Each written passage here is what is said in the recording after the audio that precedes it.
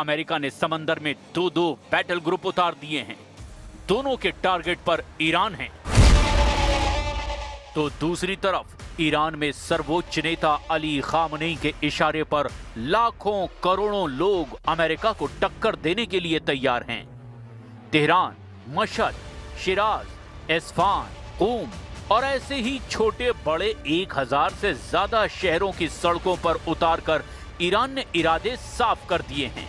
इस बार Iran Israel को नहीं बख्शेगा, साथ ही अमेरिका के अड्डों को भी जर्रा जर्रा कर दिया जाएगा। ट्रंप अगर गुस्से में हैं, तो ईरान ने भी बता दिया है कि ईंट का जवाब चट्टान से दिया जाएगा। 17 फरवरी को अमेरिका और ईरान के बीच मीटिंग हुई और उसमें बात नहीं बनी तो 18 फरवरी को युद्ध शुरू हो जाएगा। इसका खतरा मंडराने लगा है। 18 फरवरी को जंग शुरू हुई तो समझ लीजिए रमजान के महीने में ईरान के खिलाफ अमेरिका और इजराइल का सबसे बड़ा युद्ध देखेगी दुनिया। क्या रमजान के महीने में युद्ध होगा? और क्या इस बार जंग 12 दिन नहीं बल्कि ईद के त्योहार तक लड़ेंगे अमेरिका और ईरान? डोनाल्ड ट्रंप और बेंयामिन नेतन्याहू का इरादा बता रहा है कि ईरान को अब मौका नहीं दिया जाएगा और ईरान ने साफ कर दिया है कि वो मिसाइलों को लेकर कोई समझौता नहीं करेगा। ऐसे में अब कोई भी मीटिंग सिर्फ वक्त बिताने या फिर वक्त के हिसाब से तैयारी करने का तरीका बन चुका है। अमेरिका का फोर्ड कैरियर कैरेबियन सागर से ईरान की तरफ बढ़ता जा रहा है। इसे आने में अभी 3 हफ्ते का वक्त लगेगा। यानी ट्रंप चाहते हैं कि युद्ध शुरू करने से पहले ज्यादा से ज्यादा वक्त अमेरिका को मिले और इसीलिए बातचीत को और ढील दी जा रही है। अमेरिका की ये रणनीति ईरान और उसके कमांडर बहुत अच्छी तरह से जानते हैं।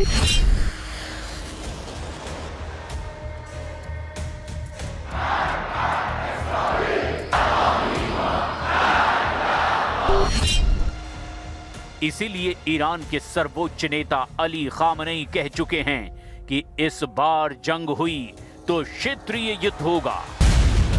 खामनेई का ऐलान और पूरे पश्चिम एशिया में बजने लगा सायरन।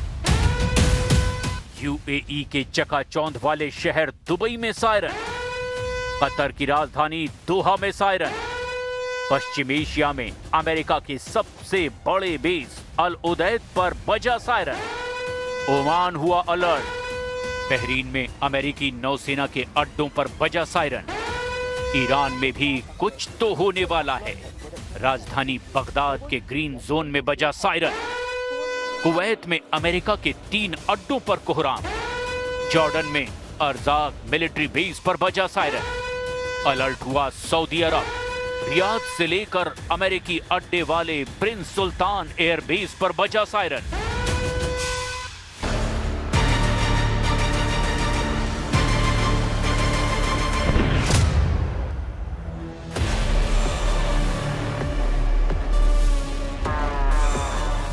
ईरान पर हमले की तैयारी कर रहे अमेरिकी बेड़े के लिए यही बुरी खबर है, क्योंकि ट्रंप जिस युद्ध को 2 मोर्चों की लड़ाई बनाना चाहते हैं, ईरान ने एक झटके में उसे मल्टी फ्रंट वॉर बना दिया है।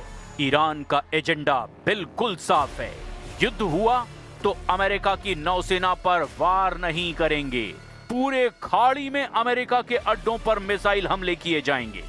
यानी ये रीजनल वॉर होगी, या यूं कहें कि ये होगा एक क्षेत्रीय युद्ध। यूएई, कतर, सऊदी अरब, इराक, कुवैत, जॉर्डन, बहरीन और ओमान में अमेरिकी अड्डों पर होंगे बड़े हमले।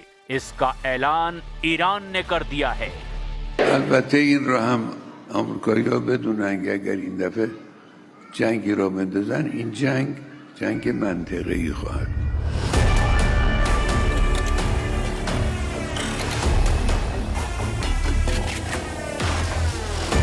वार्निंग सीधे ईरान के सर्वोच्च नेता अली खामनेई की तरफ से आई है। ईरान के मिसाइल पावर से पूरी दुनिया वाकिफ है और यही वजह है कि खामनेई के शब्द दुनिया भर में हेडलाइन बन चुके हैं। अमेरिका से लेकर अरब देशों तक यही खबर हेडलाइन है। रीजनल वॉर का खतरा बताया जा रहा है। यूरोप में फ्रांस से लेकर तुर्की का मीडिया बता रहा है कि खामनेई रीजनल वॉर करना चाहते हैं। इजराइल की मीडिया भी बता रही है कि अब खतरा सिर्फ ईरान पर नहीं, युद्ध हुआ तो खामनेई की फौज इजराइल के शहर भी जला देगी। खामनेई की वार्निंग, ईरान के करीब ट्रंप का जंगी बेड़ा, डरा हुआ पश्चिम एशिया। अब ऐसे में अमेरिका का राष्ट्रपति क्या कहना चाहेगा, ये सवाल ट्रंप से पूछा गया। ट्रंप ने क्या जवाब दिया, ये देखकर सबसे ज्यादा हैरान खाड़ी देश हैं और इजराइल भी समझने की कोशिश कर रहा है कि ट्रंप आखिर क्या बोल गए। Sir, on Iran, the Supreme Leader today said that U.S. attack could spark a regional war. Do you have any response to that, sir? Why wouldn't he say that? Of course you're going to say that. But we have the biggest, most powerful ships in the world over there, very close, a couple of days, and hopefully we'll make a deal. If we don't make a deal, then we'll find out whether or not he was right.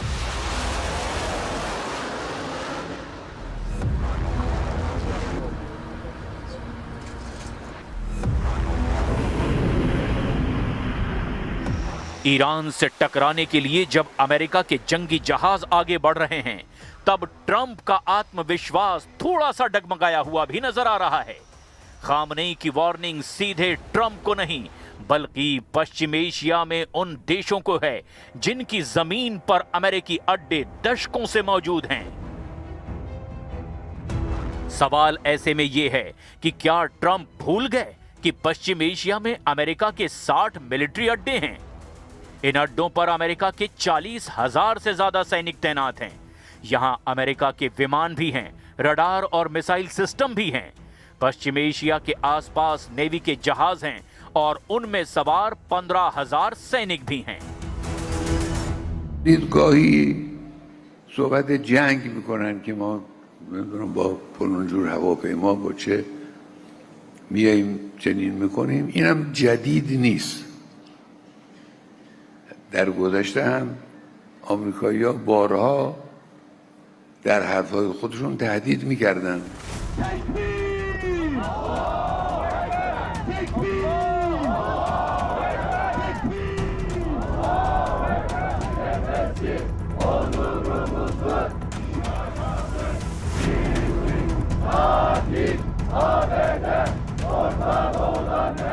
Khamenei के तेवरों ने Trump के दुश्मनों का जोश high कर दिया है।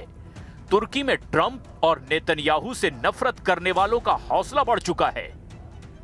Istanbul में अमेरिका के वाणिज्य दूतावास के बाहर ये प्रदर्शन देखिए और समझिए कि अगर ये जंग क्षेत्रीय युद्ध में तब्दील हुई तो अमेरिका और इजराइल के खिलाफ सिर्फ ईरान मोर्चा नहीं बनेगा, बल्कि तुर्की के राष्ट्रपति रेजिब तैयब एर्दोआन कह चुके हैं कि वो ईरान पर हमला बर्दाश्त नहीं करेंगे।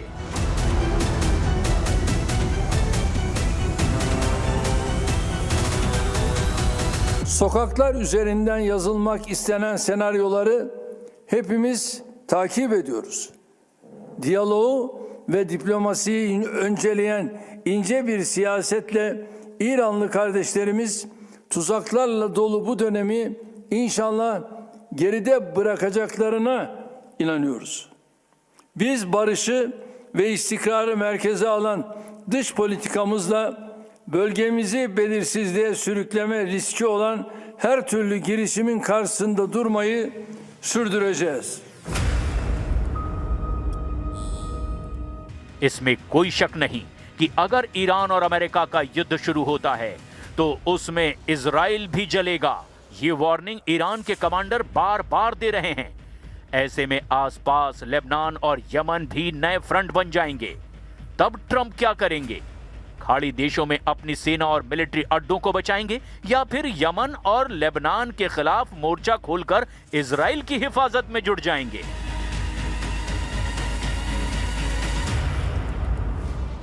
ईरान के इरादे बता रहे हैं कि पलटवार इजराइल पर होगा, अमेरिकी अड्डों पर होगा। 2025 में जो मिसाइल दुनिया तेल अवीव और हाइफा पर गिरते हुए देख रही थी, वो अब खाड़ी देशों पर तानी जा चुकी हैं। ईरान के पास 8 देशों की लिस्ट बिल्कुल तैयार है।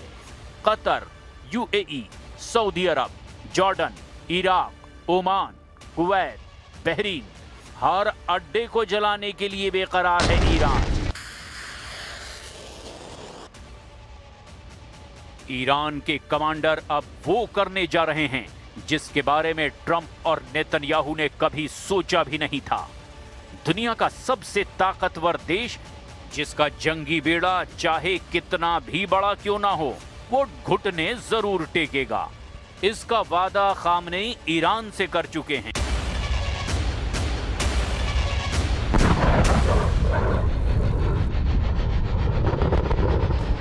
इजराइल के प्रधानमंत्री बेंयामिन नेतन्याहू बार बार ट्रंप को आगाह कर रहे हैं कि ईरान से बातचीत बेमानी है। वो अपने वॉर रूम में ईरान की मिसाइल भी देख रहे हैं और ओमान में ईरान के विदेश मंत्री अब्बास अराक्ची की बॉडी लैंग्वेज को भी बहुत गौर से परखा और उनको समझ में आ गया कि डोनाल्ड ट्रंप ने मीटिंग करके इजराइल को फंसा दिया है, क्योंकि अब ईरान पहले से भी ज्यादा ताकतवर है। ये तस्वीरें देखने के बाद नेतन्याहू ने अपनी वायुसेना को अलर्ट कर दिया है। इजराइल का F-15 फाइटर जेट फिर तैयार किया जा रहा है। इजराइल के बहुत ही सीक्रेट एयरबेस से आए इस वीडियो ने तेहरान से लेकर मॉस्को और बीजिंग से लेकर दुनिया के तमाम हिस्सों में अलर्ट जारी कर दिया है। खबर पक्की बताई जा रही है, क्योंकि पश्चिम एशिया में नया खौफ बहुत बड़े सवालों के साथ पैर पसार रहा है। नेतन्याहू ने वार्निंग दी है कि ईरान से बात नाकाम रही और वो इजराइल की डिमांड नहीं माना तो इस बार इतनी ताकत से हमला किया जाएगा जिसके बारे में उसने सोचा भी नहीं होगा। क्या इजराइल की एयरफोर्स अपनी सबसे बड़ी ताकत दिखाने जा रही है? क्या एक साथ उड़ेंगे सैकड़ों जेट, जिसमें इजराइल के सबसे खतरनाक फाइटर होंगे? नेतन्याहू ने अपनी फायर पावर दिखानी शुरू कर दी है। ऐसे में सवाल यह है, क्या तेहरान का ये हाल करना चाहते हैं नेतन्याहू? क्या इजराइल के फाइटर जेट बर्निंग तेहरान बनाने जा रहे हैं? नेतन्याहू का दावा बता रहा है कि वो ईरान और इजराइल के युद्ध की सबसे बड़ी पिक्चर रिलीज करने जा रहे हैं, जिसमें सिर्फ आग, धमाके और जलता हुआ ईरान है। सवाल ये है, क्या ट्रंप इस बार इजराइल को काबू में रख पाएंगे या 2025 की तरह फेल साबित होंगे?